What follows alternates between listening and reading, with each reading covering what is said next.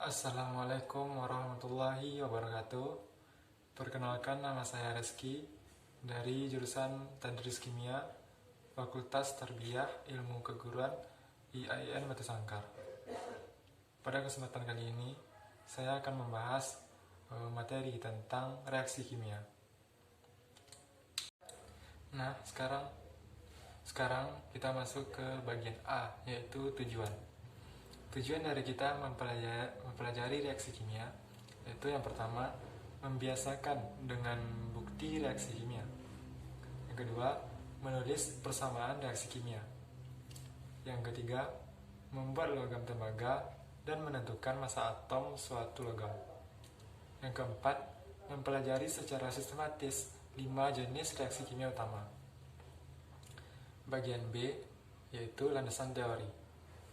Terdapat 5 jenis reaksi kimia utama, yaitu reaksi penggabungan, reaksi penguraian, reaksi pergantian, penggantian ganda, dan penetralan.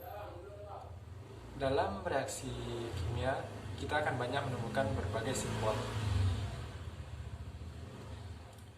Dalam reaksi kimia, kita akan banyak menemukan berbagai simbol, dan perlu kita pahami makna dari berbagai simbol tersebut. Yang pertama, simbol panah ke kanan. Ini bermakna menghasilkan atau memisahkan reaksi dengan hasil reaksi. Kedua, simbol tanda plus artinya bereaksi dengan. Yang ketiga, huruf S. Huruf S bermakna bahwa unsur atau senyawa tersebut bersifat padat atau endapan. Yang keempat, lambang atau simbol huruf L kecil. Ini bermakna bahwa unsur atau senyawa tersebut berupa cairan. Yang keempat, simbol huruf G kecil. Ini bermakna bahwa unsur atau senyawa tersebut berwujud gas. Yang keempat, simbol yang berlambangkan dengan huruf AQ, Aki atau AQ, artinya unsur atau senyawa tersebut berupa larutan. Yang ketujuh, simbol seperti ini. Simbol ini bermakna reaksi menggunakan katalis X. Yang kedelapan, simbol panah ke kiri bawah. Ini bermakna unsur atau senyawa tersebut mengendap. Kemudian lambang panah ke kanan atas. Ini bermakna senyawa atau unsur tersebut menguap. Yang terakhir, simbol dengan panah ke atas, artinya pemanasan.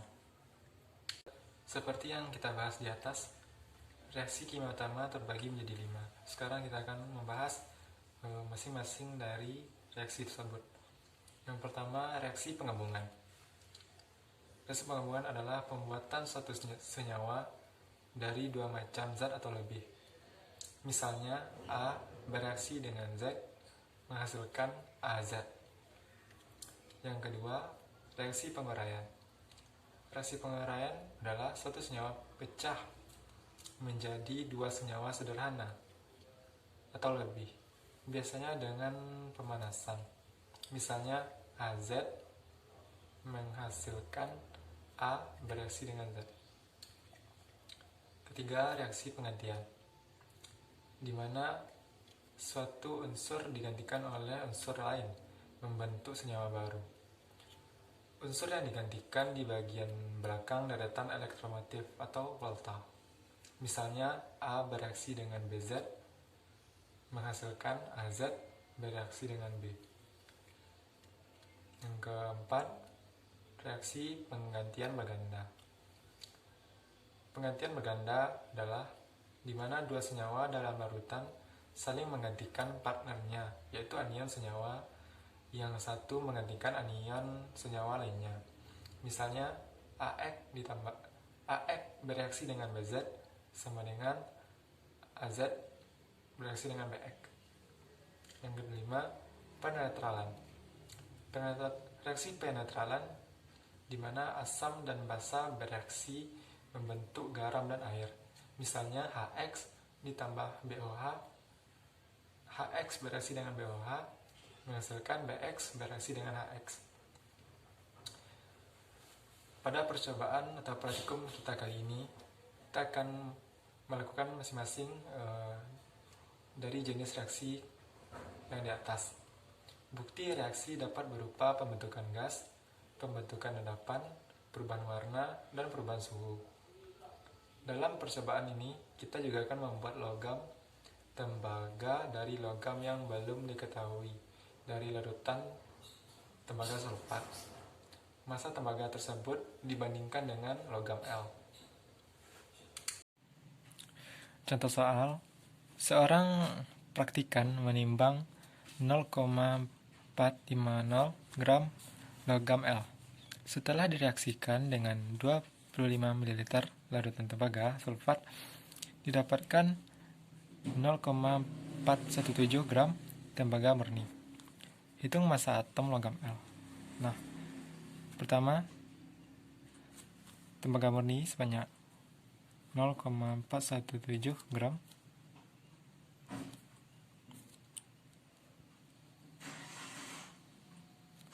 Kita kalikan dengan 1 mol Cu per 63,5 gram Cu dikali 1 mol liter per 1 mol Cu. Kita mengetahui dari persamaan di atas didapatkan bahwa 1 mol logam L sama dengan menghasilkan 1 mol Cu.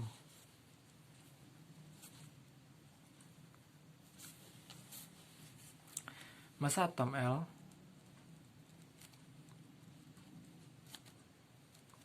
dalam satuan gram per mol adalah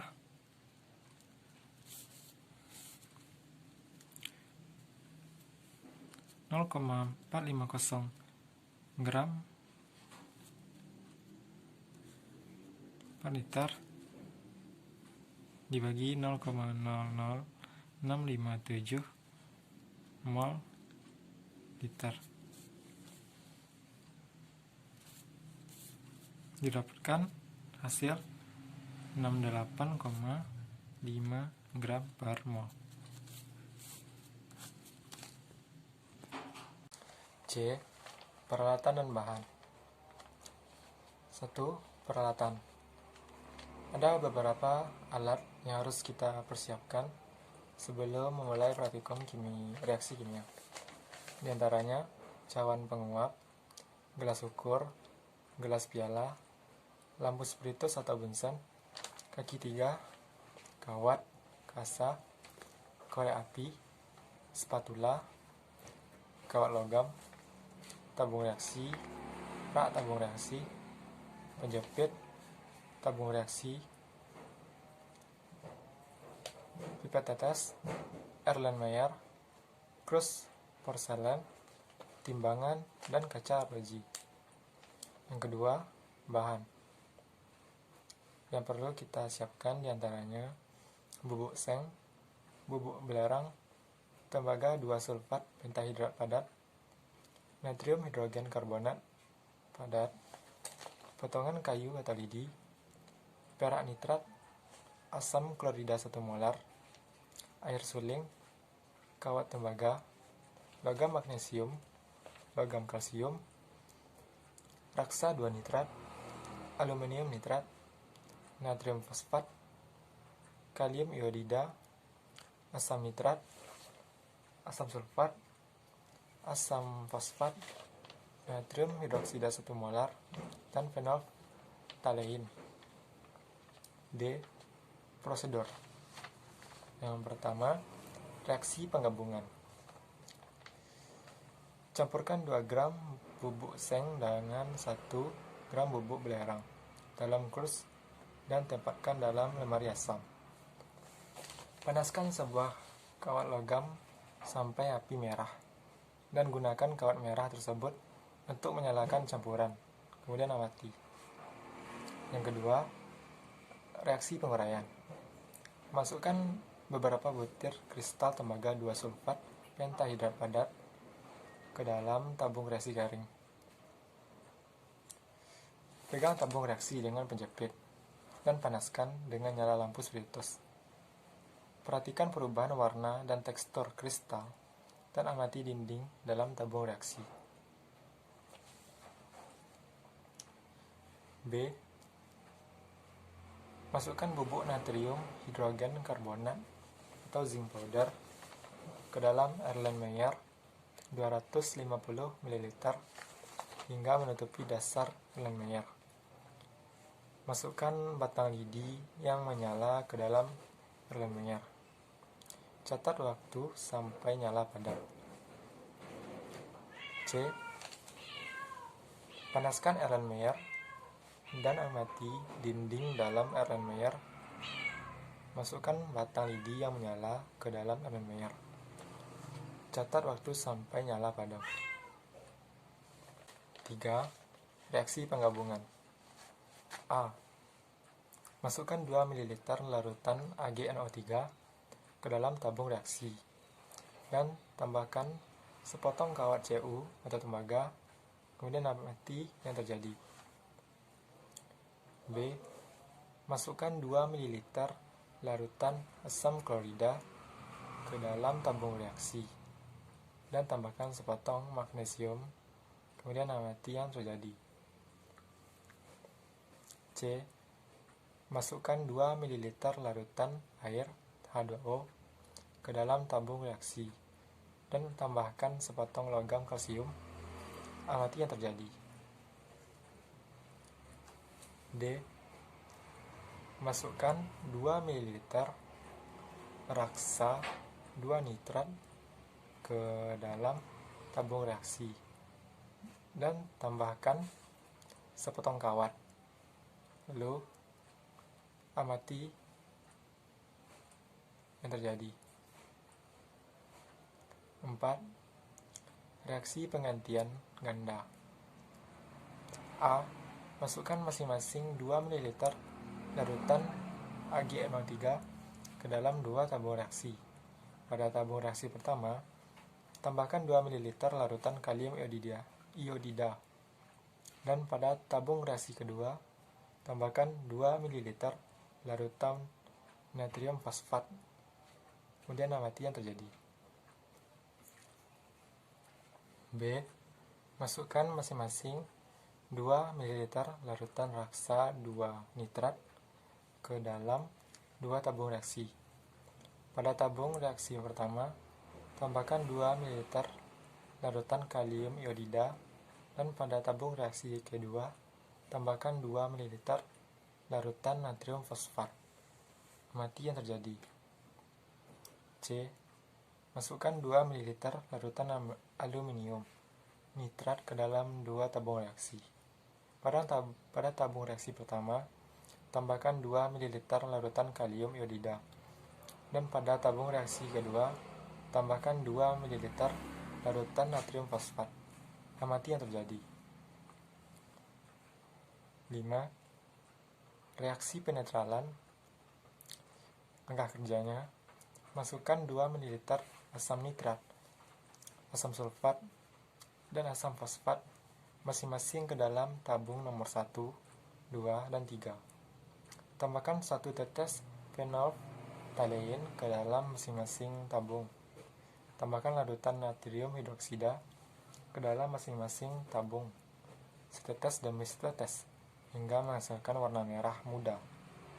Kemudian hitung tiap tetesan yang ditambahkan pada masing-masing tabung.